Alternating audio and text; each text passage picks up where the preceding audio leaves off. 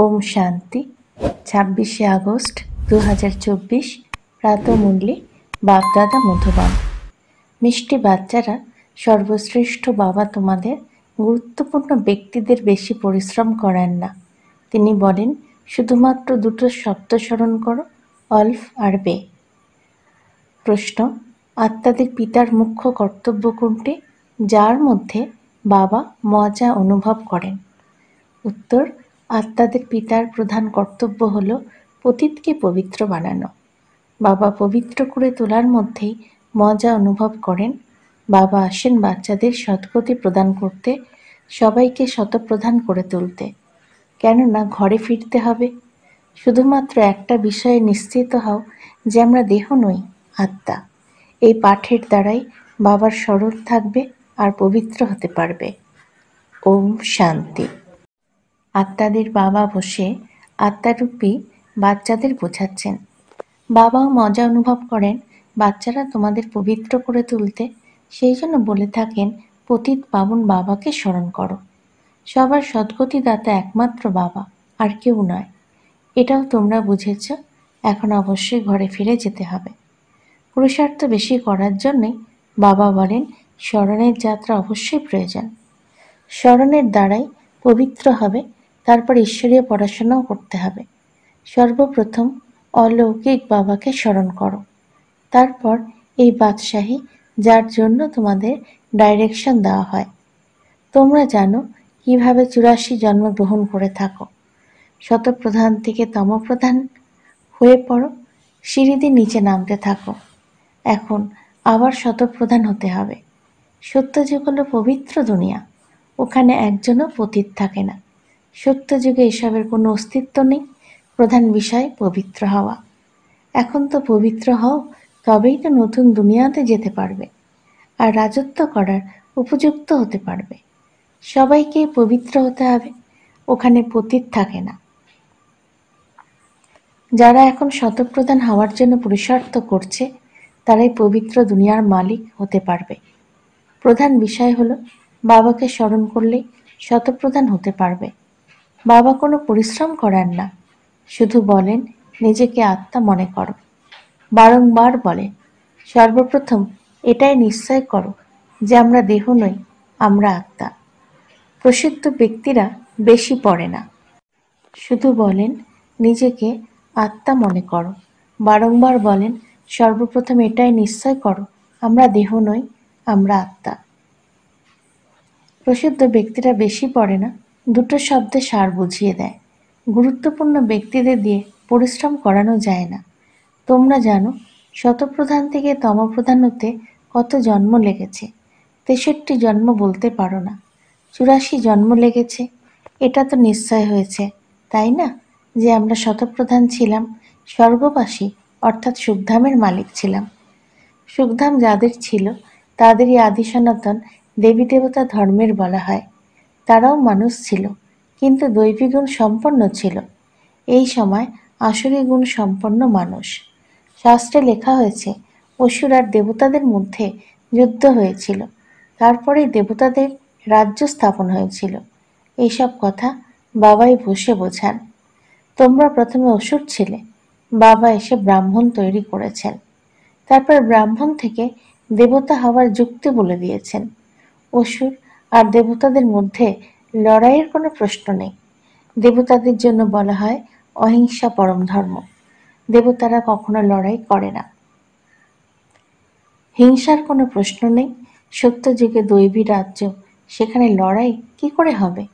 সত্যযুগের দেবতারা এখানে এসে অসুরের সাথে লড়াই করবে, নাকি অসুর দেবতাদের কাছে গিয়ে লড়াই করবে? এটা তো হতেই পারে না। এ হলো পুরনো দুনিয়া, ওটা হলো নতুন দুনিয়া। তবে লড়াই কি করে হবে? ভক্তি মার্গে মানুষ যা শোনে তাই সত্য বলে স্বীকার করে নেয়। কারো বুদ্ধিতে ধারণা হয় না, সম্পূর্ণরূপে পাথর বুদ্ধি। কলিযুগে পাথর বুদ্ধি, সত্যযুগে স্পর্শ বুদ্ধি সম্পন্ন। রাজ্যই হলো পারশনাথের, এখানে তো রাজ্যই নেই। দাপরের রাজারাও অপবিত্র ছিল, তাদের রত্নজড়িত মুকুট ছিল, লাইটের ছিল না, অর্থাৎ পবিত্রতা ছিল না। ওখানে সব পবিত্র ছিল। এর অর্থ এই নয় যে উপরে কোনো লাইট থাকে, তা নয়। চিত্রগুলোতে পবিত্রতার চিহ্ন হিসাবে লাইট দেখানো হয়েছে। এই সময় তোমরাও পবিত্র হয়ে উঠছ। তোমাদের লাইট কোথায় এটা তোমরা জানো। বাবার সাথে যোগযুক্ত হয়ে পবিত্র হয়ে উঠছ। ওখানে বিকারের নামগন্ধও নেই। বিকারী রাবণ রাজ্য শেষ হয়ে যায়, এখানে রাবণকে দেখানো হয়। এতে এটাই প্রমাণিত এখন রাবণ রাজ্য চলছে। রাবণকে প্রতি বছর জ্বালানো হয়, কিন্তু জ্বলে না। তোমরা তার উপরে বিজয় প্রাপ্ত করো। এরপর এই রাবণ আর থাকবে না। তোমরা হলে অহিংসক। যোগবলের দ্বারা তোমরা বিজয় প্রাপ্ত করো। স্মরণের যাত্রা দ্বারাই তোমাদের জন্ম জন্মান্তরের সব বিকর্ম বিনাশ হবে। জন্ম জন্মান্তর অর্থাৎ কবে থেকে বিকর্ম শুরু হয়? সর্বপ্রথম তো তোমরা আদি সনাতন দেবী দেবতা ধর্মীয়রাই এসেছিলে। প্রথমে সূর্যবংশী, তারপর চন্দ্রবংশীতে 2 কলা কম হয়ে যায়। তারপর ধীরে ধীরে কলা কম হতে থাকে। এখন প্রধান বিষয় হলো বাবাকে স্মরণ করে শতপ্রধান হতে হবে। যারা পূর্বকল্প শতপ্রধান হয়েছিল তারাই হবে। তারা ক্রমাগত আসতে থাকবে। নম্বর ক্রমানুসারে তারা আসবে। ড্রামা অনুসারে প্রত্যেকে আসবে এবং নম্বর ক্রমানুসারে জন্মগ্রহণ করবে। কত বিচিত্র এই ড্রামা! একে বোঝার জন্য বিচক্ষণতার প্রয়োজন। যেভাবে তোমরা নিচে নেমে এসেছ, এখন আবার সেভাবেই উঠতে হবে। নম্বর ক্রমানুসারে পাশ করবে, তারপর নম্বর ক্রমানুসারে নিচে নামবে। তোমাদের লক্ষ্য হলো শতপ্রধান হওয়া। সবাই তো ফুল পাস করবে না। 100 নম্বর থেকে ধারাবাহিকভাবে কম মার্কস হতে থাকে। সেই জন্য তীব্র পুরুষার্থ করার প্রয়োজন। এই পুরুষার্থ অসফল হয়ে যায়। সার্ভিস করা তো সহজ। মিউজিয়ামে তোমরা কিভাবে বোঝাচ্ছ তার উপরেই প্রত্যেকের ঈশ্বরীয় পঠন পাঠন সম্পর্কে ধারণা হয়ে যায়। প্রধান শিক্ষক যখন দেখবে এই আত্মা সঠিকভাবে বোঝাতে ব্যর্থ হচ্ছে, তখন নিজেই গিয়ে বোঝাবে, এসে সহযোগ প্রদান করবে। 2-1 জন গার্ডও রাখা হয়, যারা দেখে ভালোভাবে বোঝাতে পারছে তো, কেউ কিছু জিজ্ঞাসা করলে মুচড়ে পড়ছে না তো। এটাও বুঝেছে যে সেন্টারে সার্ভিস থেকে প্রদর্শনের সার্ভিস ভালো হয়, আবার প্রদর্শনী থেকে মিউজিয়ামে ভালো সার্ভিস হয়। মিউজিয়ামে সুন্দর চিত্র প্রদর্শন দ্বারা বোঝানো হয়, তারপর যারা দেখে যায় তারাও আবার অন্যদের শোনায়। এইভাবেই শেষ পর্যন্ত চলতে থাকবে। এই গডফাদারলি ওয়ার্ল্ড ইউনিভার্সিটি শব্দটি সুন্দর। এর মধ্যে তো কোনো মানুষের নাম নেই। এর উদ্ঘাটন কে করেছে? বাবা বলেন, তোমরা প্রখ্যাত মানুষদের দিয়ে উদ্ঘাটন করিয়ে থাকো। সুতরাং প্রখ্যাত মানুষদের উদ্ঘাটন করালে অনেক মানুষ আসে। একজনকে অনুসরণ করে শেষ পর্যন্ত অনেকে আসবে। সেই জন্য বাবা দিল্লিতে লিখেছিলেন, প্রখ্যাত মানুষেরা যে মতামত দিয়েছেন তা ছাপাও। সেগুলো লোকেরা দেখে বলবে, এদের কাছে এত বড় বড় মানুষরা সব আসে। ইনি তো খুব ভালো মতামত দিয়েছেন। সুতরাং প্রখ্যাত মানুষদের মতামত ছাপানো ভালো। এর মধ্যে কোনো জাদু ইত্যাদির প্রশ্ন নেই। সেই জন্য বাবা লিখে বলেন, প্রখ্যাত মানুষদের মতামত পুস্তক আকারে প্রকাশ করা উচিত। সেই পুস্তক বিলি করা উচিত। গাওয়া হয়, মিথ্যা কায়া মিথ্যা মায়া, এর মধ্যেই সব এসে যায়। অনেকেই বলে থাকে এটা রাবণ রাজ্য, রাক্ষস রাজ্য। সর্বপ্রথমে যাদের রাজ্য ছিল তাদের নজরে আসা উচিত। বলে আমরা পতীত, আমাদের পবিত্র করে তোলো। সুতরাং সব বিকর্ম তার মধ্যে পড়ে।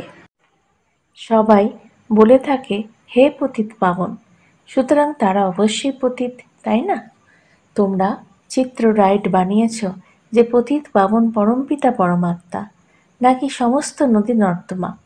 অমৃতস্বরে পুষ্করিণী রয়েছে, তার সমস্ত জল দূষিত হয়ে গেছে। তাকেও মানুষ অমৃতের পুকুর বলে মনে করে। বড় বড় রাজারা পুষ্করিণী পরিষ্কার করে থাকে, তারা জলকে অমৃত মনে করে। সেই জন্য নাম রাখা হয়েছে অমৃতস্বর। অমৃত তো গঙ্গা জলকেও বলে থাকে, কিন্তু এর জল এতই ময়লা যে কিছুই বলার নেই।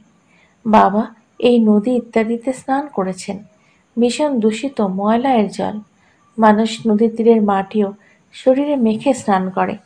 বাবা তো অনুভাবী, তাই না? বাবা অনুভাবী, পুরনো শরীরকে বেছে নেন। ব্রহ্মা বাবার মতো অনুভাবী কেউ হতে পারবে না। বিখ্যাত সব ভাইসরয়, রাজা রাজরাদের সঙ্গে সাথে সাক্ষাৎকারের অনুভব তার ছিল। বাবা জোয়ার বাজারেও বিক্রি করতেন। 4-6 আনা উপার্জন করতে পারলেও শৈশবে তিনি অত্যন্ত খুশি হতেন। এখন দেখো তিনি কোথায় পৌঁছে গেছেন। গ্রামের একজন সাধারণ ছেলে কি হতে পারে? বাবাও বলে থাকেন, আমি সাধারণ শরীরে প্রবেশ করি। এ তো নিজের জন্মকেও জানে না। কিভাবে 84 জন্মগ্রহণ করে শেষে গিয়ে একজন সাধারণ ছেলে হয়ে উঠল। এইসবই বাবা বসে বোঝান। না কৃষ্ণের কোনো চরিত্র আছে, না কংসের রয়েছে। কলসি ভেঙে ফেলা ইত্যাদি যা কিছু কৃষ্ণ সম্পর্কে বলা হয়েছে সমস্তটাই ভুল। বাবা দেখো কত সহজভাবে বুঝিয়ে বলেছেন, মিষ্টি মিষ্টি বাচ্চারা, উঠতে বসতে তোমরা শুধু মামেকাম স্মরণ করো। আমি উচ্চ থেকে উচ্চতম, সব আত্মাদের পিতা। তোমরা জানো আমরা সব আত্মারই ভাই ভাই, আর উনি আমাদের পিতা। আমরা সব ভাইরা এক বাবাকেই স্মরণ করি। উনি হলেন ভগবান। সবাই বলে হে ঈশ্বর, কিন্তু কিছুই জানে না। বাবা এসে নিজের পরিচয় দিয়েছেন। ড্রামার প্ল্যান অনুসারে এই সময় গীতার যুগ বলা হয়ে থাকে, কেননা বাবা এসে জ্ঞান প্রদান করেন, যার দ্বারা তোমরা উত্তরণের পথে উঠে শ্রেষ্ঠ হয়ে ওঠো। আত্মা শরীর ধারণ করে কথা বলে। বাবাকেও দিব্য অলৌকিক কর্তব্য করতে আসতে হয়, সুতরাং শরীরের আধার নিতে হয়। অর্ধকল্প ধরে মানুষ দুঃখী হওয়ার কারণে তাকে আহ্বান করে। বাবা কল্পে একবারই আসেন। তোমরা তো বারংবার তোমাদের ভূমিকা পালন করে আসছো। আদি সনাতন হলো দেবী দেবতা ধর্ম, সেই ফাউন্ডেশন এখন আর নেই। তাদের শুধুমাত্র জড়চিত্র রয়ে গেছে। বাবা বলেন তোমাদের লক্ষ্মী নারায়ণ হতে হবে। এম অবজেক্ট সামনেই। এ হলো আদি সনাতন দেবী দেবতা ধর্ম। হিন্দু ধর্ম বলে কোনো ধর্ম নেই। হিন্দু তো হিন্দুস্তানের নাম। যেমন সন্ন্যাসীরা ব্রহ্ম অর্থাৎ নিবাসস্থানকে ভগবান বলে দেয়, তেমনি ওরাও থাকার জায়গাকে নিজেদের ধর্ম বলে দেয়। আদি সনাতন কোনো হিন্দু ধর্ম ছিল না। হিন্দুরা তো দেবতাদের সামনে গিয়ে মাথা নত করে, মহিমা করে। যারা দেবতা ছিল তারাই হিন্দু হয়ে গেছে। ধর্মভ্রষ্ট, কর্মভ্রষ্ট হয়ে গেছে। অবশিষ্ট সব ধর্ম আছে, শুধু এই দেবতা ধর্ম প্রায় লুপ্ত হয়ে গেছে। নিজেরাই পূজ্য ছিল, তারপর পূজারী হয়ে দেবতাদের পুজো করতে লাগলো। কত বোঝাতে হয়। কৃষ্ণের জন্য কত বুঝিয়ে বলেন ইনি স্বর্গের প্রথম প্রিন্স, সুতরাং 84 জন্ম তাকে দিয়ে শুরু হবে। বাবা বলেন অনেক জন্মের একদম অন্তিম জন্মের শেষে এসে আমি এর মধ্যে প্রবেশ করি, সুতরাং তার হিসেবও তো বলবেন, তাই না? এই লক্ষ্মী নারায়ণও প্রথমে নম্বর এসেছিল। যারা প্রথমে এসেছিল তারাই শেষে চলে যাবে। শুধু এক কৃষ্ণ তো ছিল না, আরো বিষ্ণু বংশাবলীরাও ছিল। এই সবই তোমরা ভালোভাবেই জেনেছ। এরপর আর ভুলে যেও না। এখন তো অনেক মিউজিয়াম খোলা হচ্ছে, আরো অনেক খোলা হবে। অনেক মানুষ আসবে। যেমন মন্দিরে গিয়ে মানুষ মাথা ঠেকায়, তোমরাও দেখবে। তোমাদের কাছে যখন লক্ষ্মী নারায়ণের চিত্র দেখবে, ভক্তরা তখন চিত্রের সামনে টাকা পয়সা রাখবে। তোমরা বলে থাকো এ তো বোঝার বিষয়, টাকা পয়সা রাখার কোনো ব্যাপার নেই। এখন তোমরা শিব মন্দিরে গেলেই পয়সা দেবে? তোমরা তোমাদের লক্ষ্য নিয়ে বোঝাতে যাবে, কেননা তোমরা সবার বায়োগ্রাফি সম্পর্কে জানো। মন্দির তো অসংখ্য আছে, প্রধান হলো শিব মন্দির। ওখানে অন্যদের মূর্তি কেন রাখে? সবার সামনে পয়সা রাখলে আমদানি হবে। ওরা শিবের মন্দির বলবে বা শিব পরিবারের মন্দির বলবে। শিব বাবাই পরিবার স্থাপন করেছেন। প্রকৃত সত্য পরিবার তো তোমরা ব্রাহ্মণদের। শিব বাবার পরিবার তো শালগ্রাম। তারপর ভাই বোনের পরিবার হয়ে যায়। প্রথমে ভাই ভাই ছিলে, তারপর বাবা আসেন, যখন তখন ভাই বোন হয়ে যাও। তারপর তোমরা সত্যযুগে চলে আসো, সুতরাং ওখানে পরিবারও বৃদ্ধি পায়। ওখানেও বিবাহ হয়, তার ফলে পরিবার আরও বৃদ্ধি পেতে থাকে। ঘর অর্থাৎ শান্তিধামে যখন আমরা আত্মারা থাকি, তখন আমরা সবাই ভাই আর এক পিতা।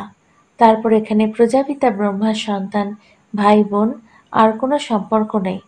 তারপরে রাবণ রাজ্য শুরু হলে অনেক জনসংখ্যা বৃদ্ধি পেতে থাকে। বাবা সমস্ত রহস্য বুঝিয়ে থাকেন।